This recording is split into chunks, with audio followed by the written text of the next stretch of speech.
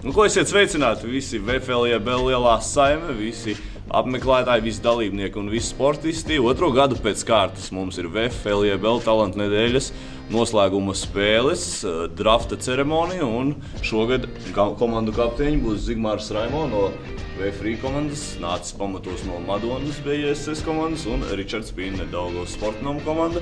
Un šobrīd lūkšu abiem puišiem izvēlēties bet uzdošu konkursu. Būs jāatbild jautājumu, kurš atbildēs pareizi, tas pirmais sāks izvēlēties spēlētājus. Un konkurss pavisam vienkārši ir jāuzmin pretinieka augums precīzi centimetros, kā ir norādīts Basket LV. Došu pirmo vārdu Zigmāram Raimam, kāds varētu būt Ričarda Pinnes augums? Es domāju, ka es diezgan precīzi zinu, viņam ir 1,93 m parādīts basketā. Es domāju, ka tas ir diezgan precīzi rādījums. Ok, un Ričard? Es saku, ka Zigmāram ir 1,98 m. 1,98 m un 1,93 m. Tā kā basketā ir norādīts Zigmāra Raima augums 2,00 cm, tātad 2 metri, un Ričardam ir 1,96 m. Tātad uzvarējis ir Ričards Pinne, un Ričards Pinne tad arī aicināšu pirmo izvēlēties, tātad pavisam vienkārši kārtība. Jāizvēlās ir pirmie divi dalībnieki savā komandā svētdienas VFLJBL talantu nedēļas spēlē. Tātad es sākšu. Pak Zigmār. Nomēnos. Tātad, kā pirmo spēlētāju es ņemšu Ingris Mastiņu, jo viņš dos labs pēcspēles. Un otrais spēlētājs, tagad viņš padomāšu, es ņemšu Jākabu Blodonu, jo viņš ir blonds. Lūdzu, Zigmār, sāc. Paldies. Tātad es sākšu ar spēlētāju no savas komandas. Tas ir, šobrīd nevar atrast viņu... Kur viņš palika? VFRI. Lūk. Edvardu Hāzneru. Es uzskatu, ka viņš ir viens no labākajiem metējiem savā vecumā un arī mazliet tā kā pie vecākiem.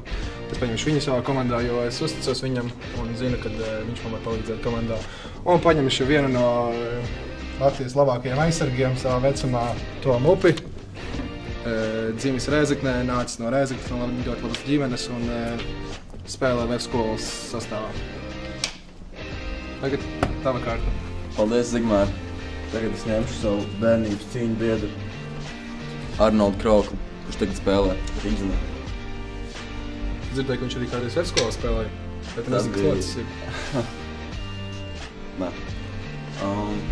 Un otrais spēlētājs, kurus ņemšu savā komandā, būs Renārs Birkans no Ādažiem. Labi, tad es turpinu ar savu komandas biedru Edvardu Kārli Garozu. Šobrīd viņš spēlē Liepājā, taču es zinu, ka viņš vienmēr sirdī būs no VF-skolas un no Saldus. Jā, es to tagad teikt. Dzimis Saldu, no ļoti labas ģimenes, nācis Garozas ģimenes. Un nākamo es ņemšu bijušo VF-skolas spēlētāju un šobrīdējo Rīgas Pārdaugavas spēlētāju, kas mācās pirmajā ģimnāzijā.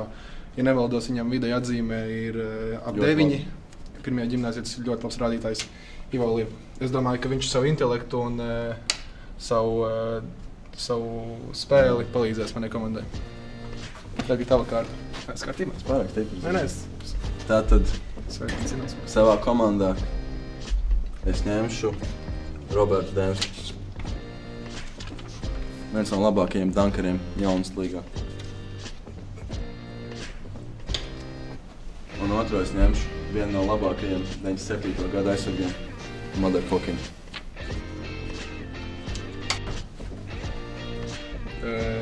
Tālāk mana izvēle būs Reinis Rudzīts no BS Ogres. Dzimis Cēsīs. 98. gads spēlēs kopā ar tādiem cilvēkiem kā Rodion Kruds un citām zvaigznēm. Un šobrīd spēlē Ogrē, LBL2 komandā, ja nevaldos.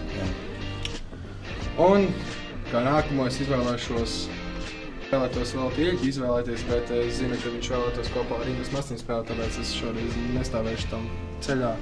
Paņemšu kādu apslēpto ūdeni Dāvi Klegeri, kas ir uzvarējis 3 metienu konkursā. Es domāju, ka mani 2 metēji, Edvards Kāzners un Dāvis Klegeris, būs ļoti labs pastiprinājums manai komandai. Paldies, Zigmār. Tad es ņemšu savā komandā Valtīģi, jo viņš gribētu spēlēt ar Ingus kopā. Kā savu nākamo izvēli es ņemšu Niku Jansonu, kurš bija mans istabiņu biedrs šovasarā.